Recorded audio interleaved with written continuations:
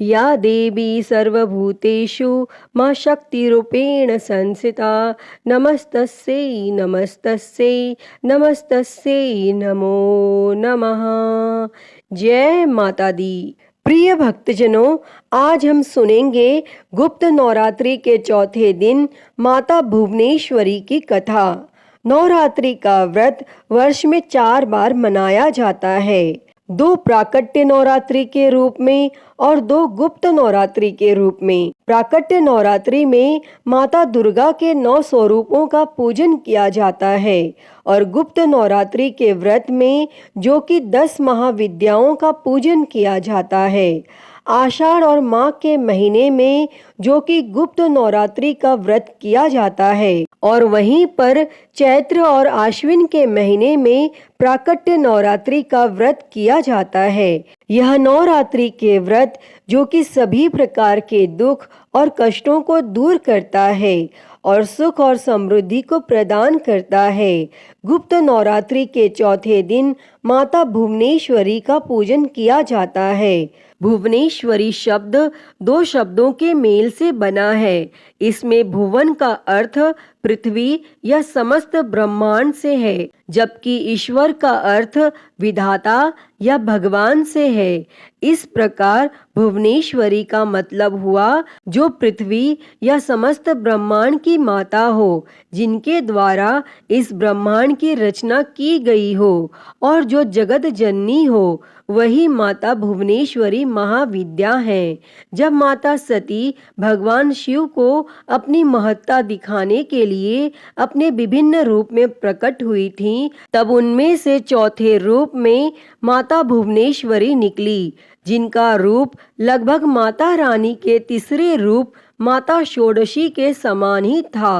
पहले 3 रूप माता रानी के काली कुल में आते हैं, जबकि अन्य 7 रूप श्री कुल में। इस प्रकार माता भुवनेश्वरी श्री कुल की प्रथम माता कहलाती हैं। माता भुवनेश्वरी एक सिंहासन पर विराजमान है। उनका वर्ण उगते हुए सूर्य के समान सुनहरा है, जिसमें से सूर्य के समान ही तेज निकलता है।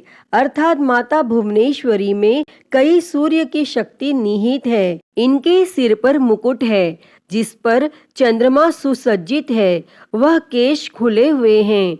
माता रानी ने लाल व पीले रंग के वस्त्र व कई तरह के आभूषण पहने हुए हैं और भगवान शिव की ही भांति माता भुवनेश्वरी देवी के भी 3 नेत्र हैं।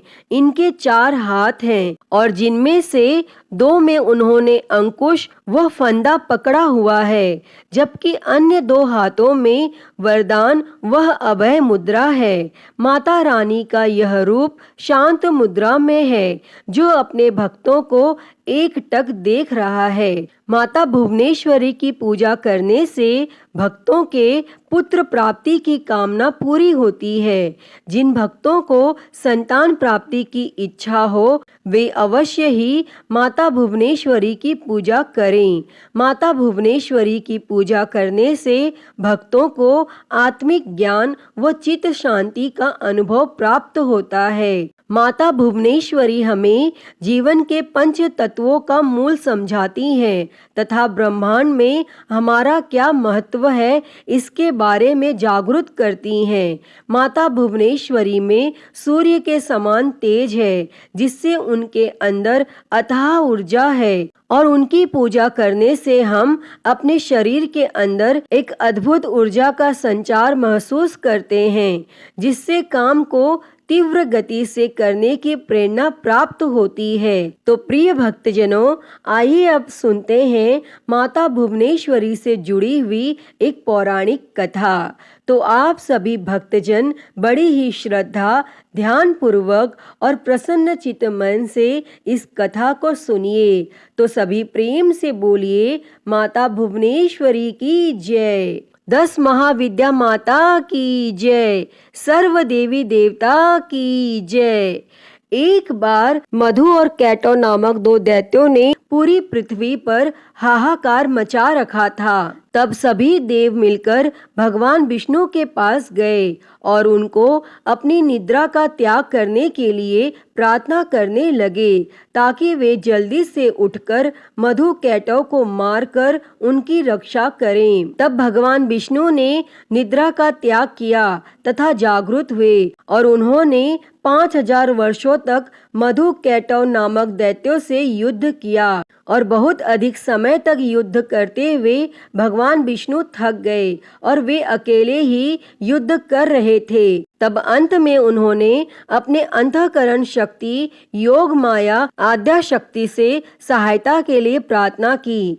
तब देवी ने उन्हें आश्वस्त किया कि वे उन दोनों दैत्यों को अपनी माया से मोहित कर देंगी और युग माया आद्य शक्ति की माया से मोहित होकर दोनों दैत्य मधु और कैटव भगवान विष्णु से कहने लगे कि हमारा वध ऐसे स्थान पर करो जहाँ ना ही जल हो और ना स्थल।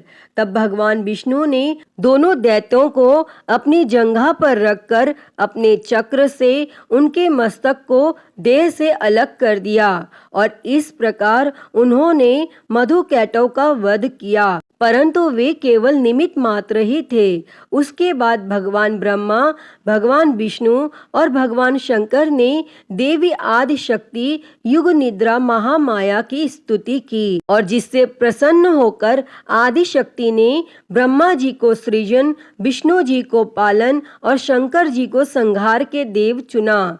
तब ब्रह्मा जी ने देवी आदि शक्ति से प्रश्न किया कि अभी चारों ओर केवल जल ही जल फैला हुआ है, पंच तत्व गुण तन मात्राएं और इंद्रियां कुछ भी व्याप्त नहीं है, तथापि तीनों देव शक्तिहीन हैं। तब देवी ने मुस्कुराते हुए उस स्थान पर एक सुंदर विमान को प्रस्तुत किया और तीनों देवताओं को विमान पर बैठ अद्भुत चमत्कार देखने का आग्रह किया गया और तीनों देवों के विमान पर आसीन होने के पश्चात वह देवी विमान आकाश में उड़ने लगा और उड़कर ऐसे स्थान पर पहुंचा जहां जल नहीं था। वह विमान वायु की गति से चलने लगा तथा एक सागर के तट पर पहुंचा। वहां का दृश्य अत्यंत मनोहर था और अनेक प्रकार के पुष्प वाटिकाओं से सुसज्जित थी। तभी वहां देवों ने एक पलंग पर एक दिव्यांगना को बैठे हुए देखा और देवी ने रक्त पुष्पों की माला और रक्तांबर धारण कर रखा था। वर, पाश, अंकुश और अभय मुद्रा धारण किए हुए देवी भुवनेश्वरी त्रिदेव को सम्मुख दृष्टि गोचर हुई, जो सहस्त्र उदित सूर्य के प्रकाश के समान कांतिमय थी। यह सब देखने के बाद भगवान विष्णु ने अपने अनुभव से भगवान शंकर तथा भगवान ब्रह्मा जी से कहा कि यह साक्षात देवी जगदम्बा महामाया हैं और इनके साथ ही यह देवी हम तीनों और संपूर्ण चराचर जगत की कारणा रूपा हैं। तीनों देव भगवती भुवनेश्वरी की स्तुति करने के निमित्त उनके चरणों के निकट गए। तब तीनों देवों ने देवी के चरण कमल के नख में संपूर्ण जगत को देखा और यह सब देखने के बाद त्रिदेव यह समझ गए कि देवी भुवनेश्वरी संपूर्ण ब्रह्मांड की जननी है। अतः हे माँ भुवनेश्वरी, इस कथा को कहते, सुनते और हुंकारा भरते सभी पर अपनी कृपा बनाए रखना और सभी के कष्टों को दूर कर सभी के जीवन को सुखमय बनाना।